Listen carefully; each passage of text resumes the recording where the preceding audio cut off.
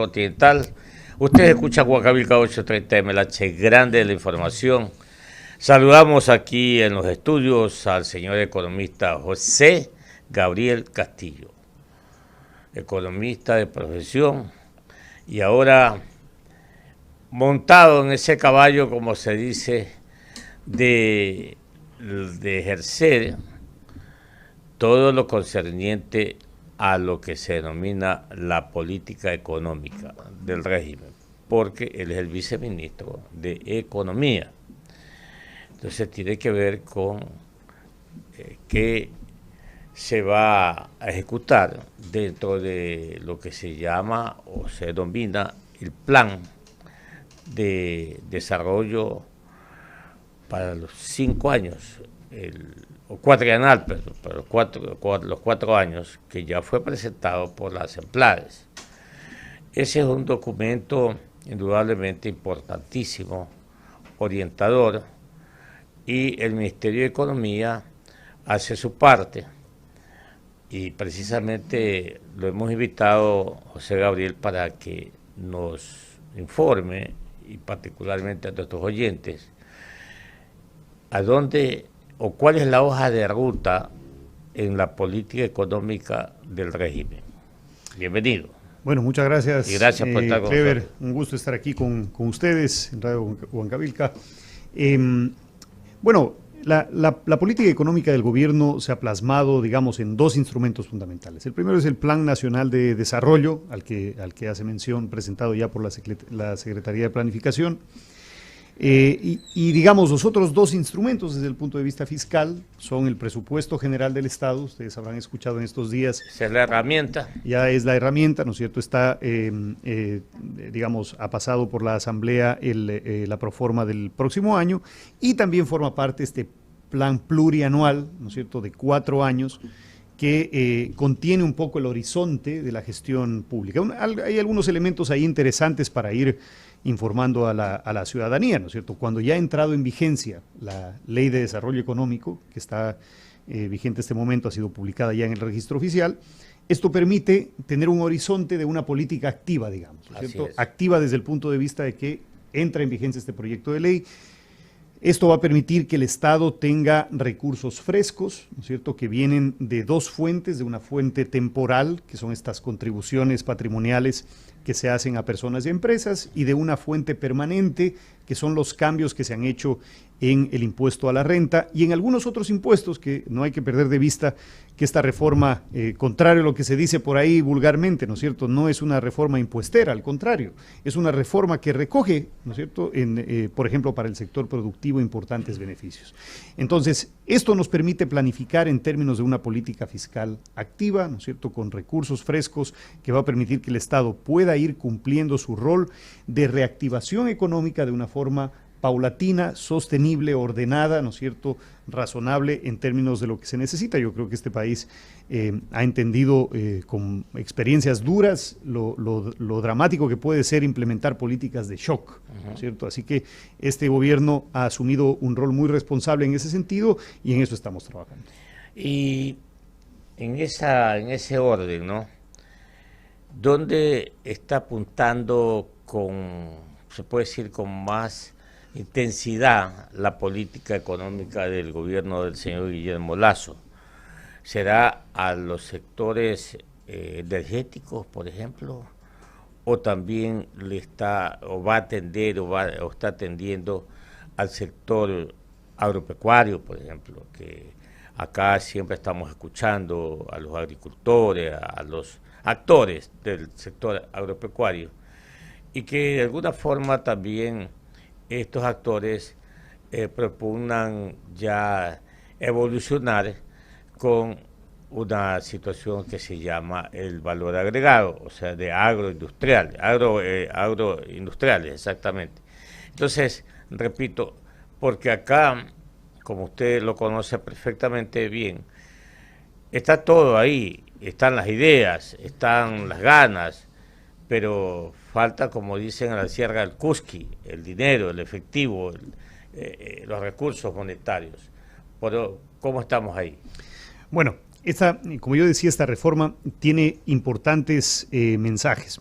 uno de esos mensajes para el sector productivo es precisamente la reducción de la carga fiscal, particularmente en pequeñas y medianas empresas. Que dicho sea de paso, las pequeñas y medianas empresas en el Ecuador son el 95% de las empresas y generan alrededor del 70% del trabajo, ¿no? a nivel nacional. Estas empresas van a ver una reducción en la carga tributaria, es decir, en cuánto están pagando por efectos del nuevo sistema que es el RIMPE, ¿no es cierto?, sí, que permite que vayan ingresando progresivamente en función de sus ventas respecto a lo que tenían previamente. Esto es una gran noticia, ¿no es cierto?, porque esto es decirle al sector productivo, hay opciones, va a disponer de liquidez adicional, va a poder formalizar, ¿no es cierto?, más gente, va a poder dinamizar el empleo y la actividad económica. Ahora, por supuesto, Clever, la política fiscal no empieza ni termina con una reforma tributaria. El Estado está cumpliendo su rol en otros sectores.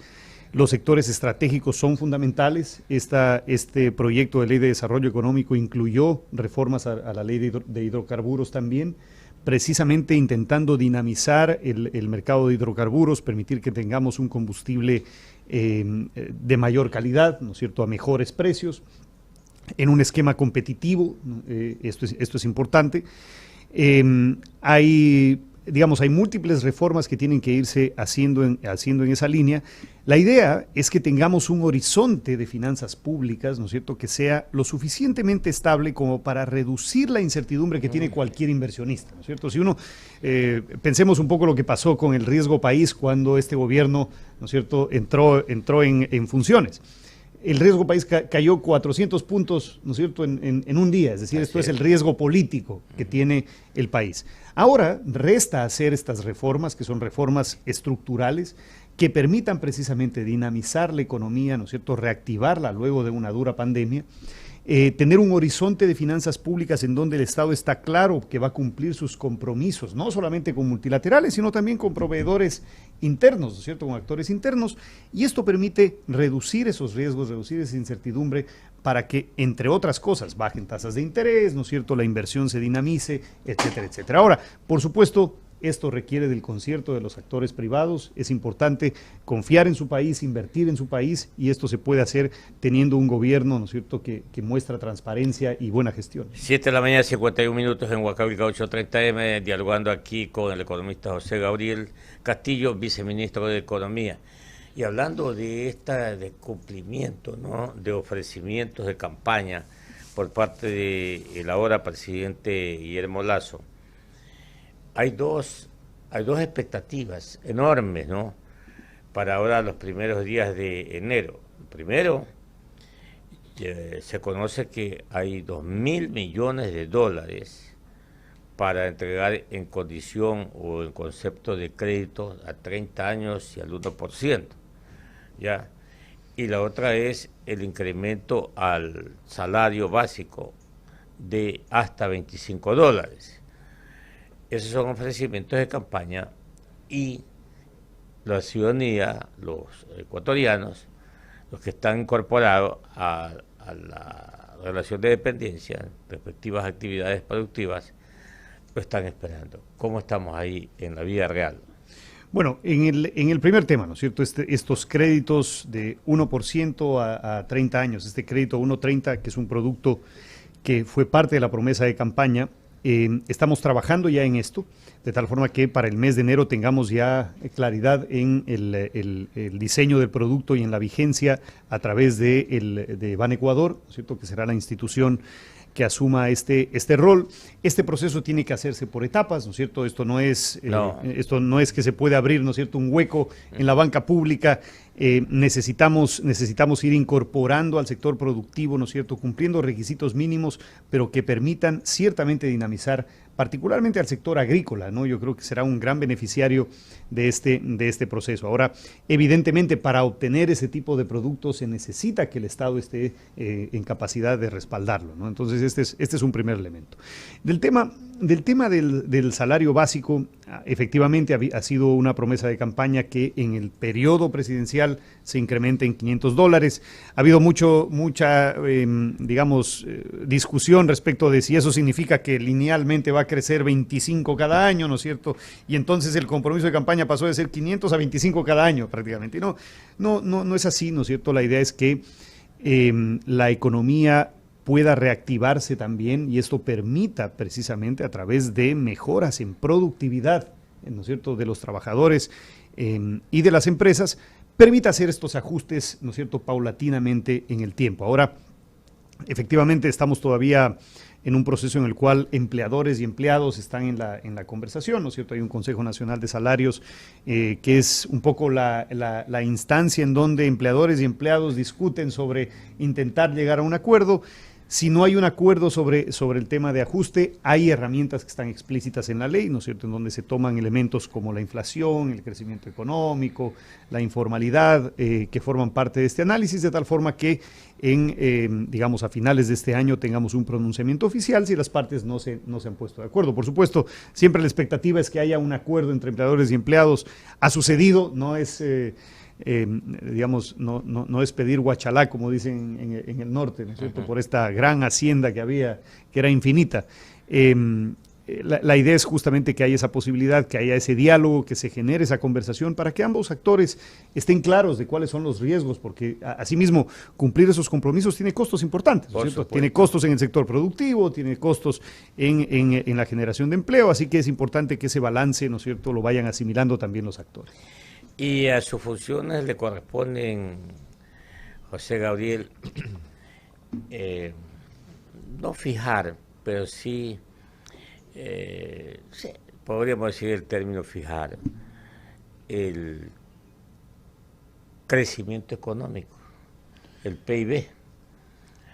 Está anunciado, o por lo menos así lo ha dicho el ministro, que va a crecer probablemente, o la meta de crecimiento será para el año 2022 2.8, me parece. Y yo repito, a usted le toca este trabajito. ¿Cómo podría cerrar este año 2021 el PIB? Y yo estoy seguro que usted está trabajando conjuntamente con el Banco Central, ¿no? Porque como usted y todos sabemos, las cifras oficiales las da el Banco Central. Así es, ¿sí? Así es. La cifra oficial de crecimiento es el Banco Central. En materia de crecimiento. Bueno, la expectativa este año es que crezcamos alrededor del 3.5%, que dicho sea de paso, ha sido un ajuste al alza que ha hecho el Banco Central, precisamente viendo los buenos resultados que hemos tenido en la reactivación en estos meses, que vienen, digamos, se pueden observar en estos indicadores de alta frecuencia que le llamamos, es decir, estos indicadores que suceden más rápidamente, como por ejemplo la realización de las ventas de las empresas, la recaudación del IVA que se hace, ¿no es cierto?, en los meses. Entonces, viendo esta recuperación, hay buenas perspectivas de que la economía crezca en alrededor del 3.5% este año, ¿no? El próximo año... perdón, este año. El año pasado hay que recordar, ¿no? Exactamente. Que crecimos negativamente 8%. Exactamente, casi. Alrededor del 7.5%. Entonces, evidentemente, viniendo de una situación muy mala, crecer es más fácil. Claro. ¿Sí? Entonces, este año vamos a crecer al 3.5%, esa es la expectativa.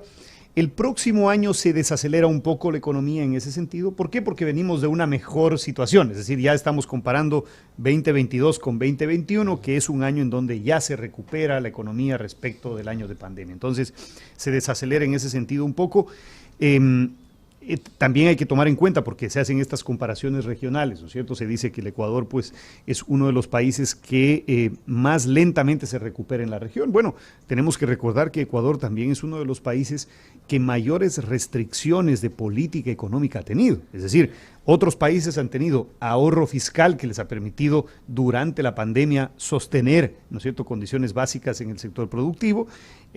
Han tenido política monetaria, ¿no es cierto?, que les ha permitido contener estos shocks e inclusive ser mucho más generosos en digamos, en el incremento del circulante en muchas de estas economías. Por supuesto, eso tiene otras consecuencias. Estamos viendo qué es lo que pasa con Chile. Es un país que precisamente por esta excesiva dinámica hoy está enfrentando una inflación muy fuerte, ¿no es cierto? El caso del Ecuador es, en ese sentido, bastante restrictivo. Es un país que no tenía ahorro fiscal, es un país que para poder hacer lo que ha hecho ha tenido que endeudarse en ese proceso, y tampoco tenemos política monetaria, ¿no? Entonces, ¿qué estamos diciendo? Es claro, digamos, comparativamente con otros países, Ecuador es un país que sin herramientas sólidas de política económica está logrando reactivarse y recuperar la senda de crecimiento, y esto es positivo definitivamente. Y agregando que su canasta de exportaciones también es mínima en relación, por ejemplo, a Colombia, ¿no? Así es. Agregando eso, porque nosotros hemos apuntado, al no tener política monetaria, hemos apuntado al comercio exterior. Así es, y es fundamental para sostener la dolarización. Así es, señor. Mi compañero, el licenciado Jorge Escobar, también tiene inquietudes para usted, mi querido viceministro. Viceministro, bienvenido. A ver, cierto es que hay algunos indicadores positivos, alentadores, más de $1.000 millones en aumento por ingresos tributarios, y también han logrado bajar en un punto el déficit fiscal que se había proyectado de 4.800 a 3.500 según los últimos datos del mismo ministerio. Sin embargo, hay contrastes, ¿no? Porque sí nos gustaría saber cómo están analizando este producto del 31 sobre los créditos de Ban Ecuador, porque todavía hay mucha gente que perdió su empleo y que está interesada en involucrarse en un crédito para cualquier actividad comercial o económica, o también microempresarios o pequeños empresarios que no tienen liquidez, que no tienen capital, producto del golpe de gracia de la pandemia en la economía. ¿Cómo están analizando esos escenarios? Es decir, si hay clientes de Ban Ecuador con créditos caídos o vencidos, si son nuevos clientes de Ban Ecuador como alguien que perdió su empleo pero que quiere emprender, ¿qué están analizando dentro de esas variables? Bueno, hay que tomar en cuenta que inmediatamente durante la pandemia, dentro del sector financiero, la banca pública fue la que primero reaccionó, digamos, en términos de promover procesos de reestructuración de deudas, ¿no? Hay una importante cartera en sectores productivos, en sectores de microempresas, en créditos, por ejemplo, para transportistas, ¿no es cierto?, en donde la banca pública ha tenido, digamos, una rápida respuesta, planteando mecanismos de reestructuración de estas deudas más blandas, ¿no es cierto?, mecanismos de renegociación que ha permitido que muchos de estos sectores, al menos los que son clientes de la banca pública, tengan alternativas.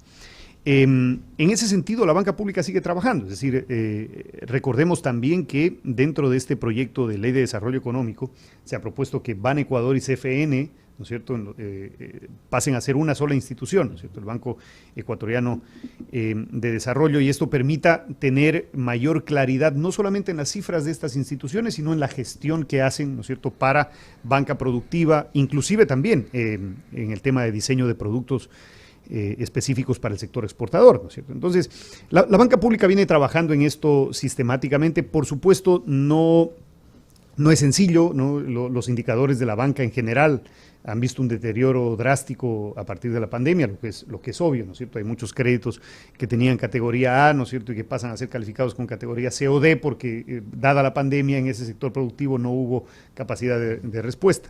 Pero estos procesos de renegociación permiten ablandar un poco ese escenario. Ahora, dentro de esto, este nuevo producto, ¿no es cierto?, entra en acción. Desde el mes de enero se empezará a trabajar ya en implementar y otorgar el crédito. No es, como decía Clever, ¿no es cierto?, no son los 2.000 millones de un solo envión en el proceso. Se necesita ir planificando esto por etapas. Elemental, la espiral inflacionaria, claro, sería una locura, ¿no es cierto? Entonces necesitamos que se vaya no solamente identificando quiénes son los mayores, digamos, los beneficiarios más inmediatos de este tipo de producto, sino en qué sectores este tipo de producto puede rápidamente generar mejores condiciones, ¿no es cierto? No solamente para el sector productivo, sino también mejores condiciones de bienestar. Es un crédito también que funciona desde el punto de vista de la política social, ¿no es cierto? Entonces, en eso se encuentra trabajando la banca pública. Por supuesto, otras instituciones, digamos, la cartera está bien distribuida entre la banca pública y la banca privada. Se necesita que el sector privado también reaccione en ese sentido, ¿no es cierto?, el sector financiero.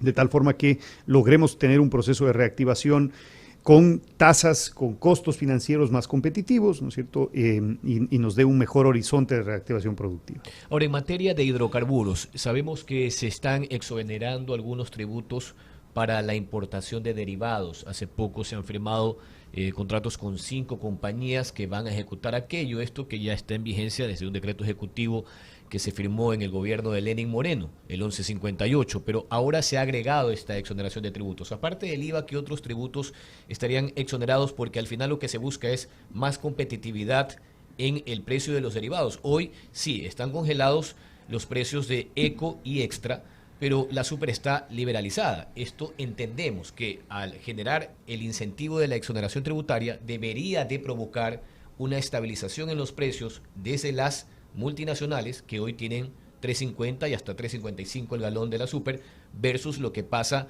en las empresas de Petroecuador, que podrían oscilar entre 3.15, 3.20, máximo 3.22. La idea es que empiece a estabilizarse ese precio porque hoy hay muchas quejas también en función de aquello, ya que la economía, como he dicho, aún está convaleciente. De acuerdo. Ahí hay elementos que, digamos, voy a dejar que el Ministerio del Ramo, ¿no es cierto?, responda en términos de la especialidad, pero un poco digamos, el razonamiento que está detrás de este proceso, ¿no es cierto?, es reduciendo estos impuestos, en particular el IVA para las importaciones de combustible, permite, entre otras cosas, ¿no es cierto?, tener un combustible a mejores precios en el mercado interno.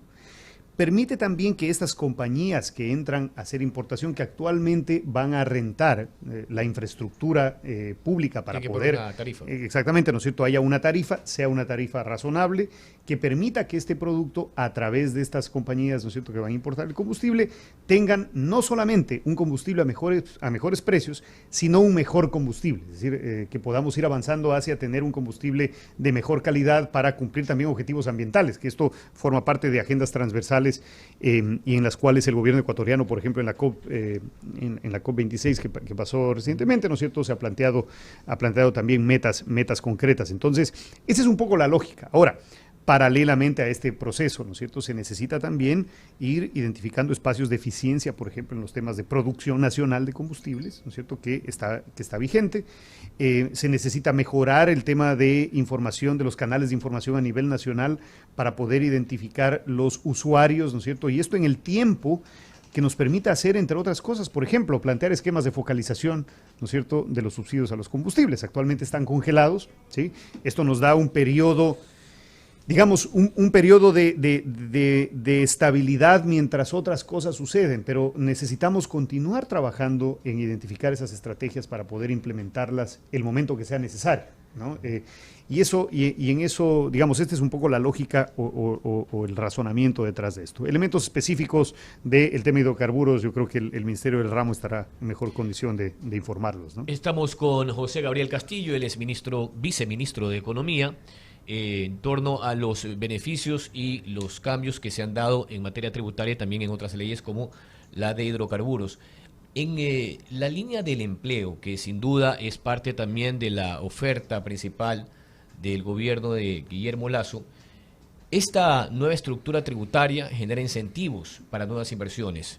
Disminuir en 3 puntos el pago del impuesto a la renta en las empresas que generen nuevas inversiones.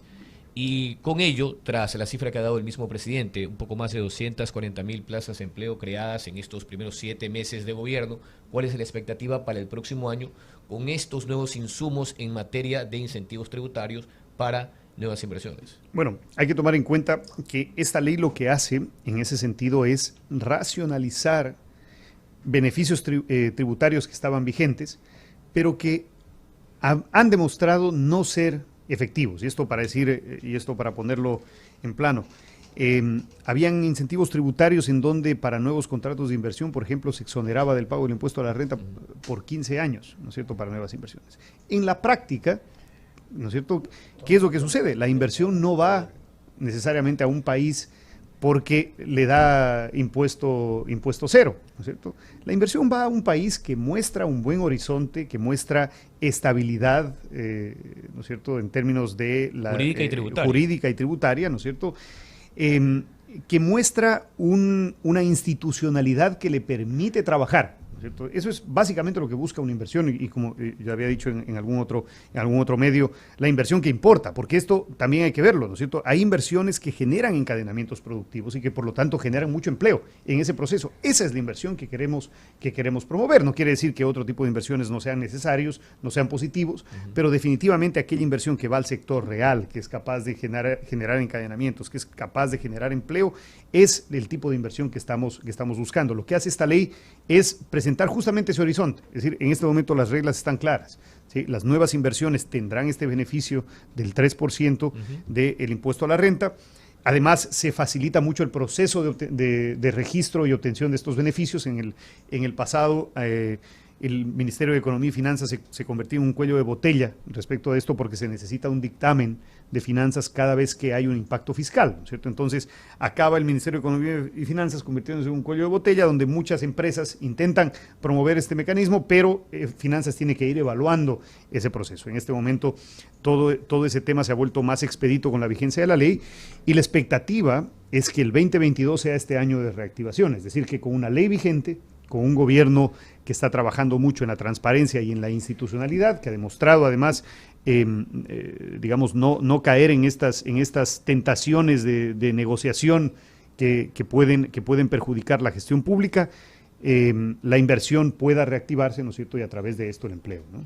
8 de la mañana con 9 minutos. José Gabriel Castillo, viceministro de Economía, está aquí en Contrapunto en Huancavilca, economista. Sí, para terminar este diálogo fructífero, por cierto, acá para los oyentes de Huancavilca, dos precisiones.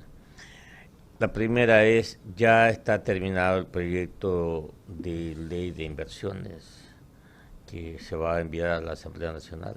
Está en discusión, sí. Se tienen que pulir algunos elementos. Algunos temas de inversiones fueron ya dentro de la Ley de Desarrollo Económico. Sí. Por lo tanto, se está discutiendo justamente aquellos otros elementos que ya en vigencia de la ley sean constitutivos y permitan potenciarla, ¿no? Ya, y la fusión del Banco de Banecuador y CFN. Está planteada con un horizonte dentro de los próximos 60 días, es decir, a partir de finales del mes de enero, ¿no es cierto?, tengamos ya una claridad en términos administrativos para esta fusión y podamos avanzar, ¿no es cierto?, con una sola institución. Clarísimo. Muchas gracias por estar con nosotros. Muchas gracias a ustedes, José Gabriel, por la invitación. Éxito, ¿eh? Muchas gracias. Ya, y la número 5.